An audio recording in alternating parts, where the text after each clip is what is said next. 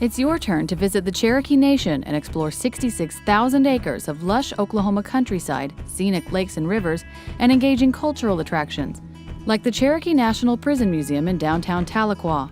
The Cherokee National Prison Museum was built in 1875 and was the only penitentiary in Indian Territory through 1901. It housed sentenced or accused prisoners from throughout the territory before statehood.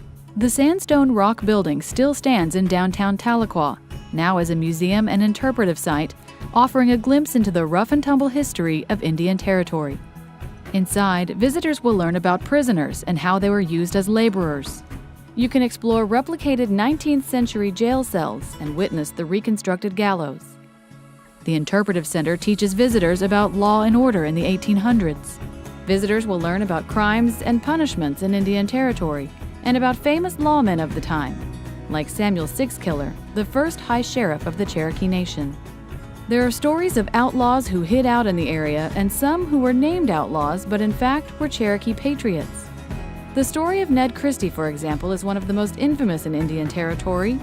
Christy, wrongly accused of killing U.S. Marshal Dan Maples, was forced to hide out and through a network of Cherokee allies was able to remain free, fighting off federal lawmen for years.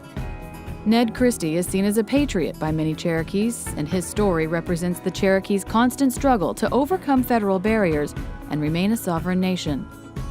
His story is featured in the museum, and you can even buy a t-shirt with his picture on it in the museum gift shop.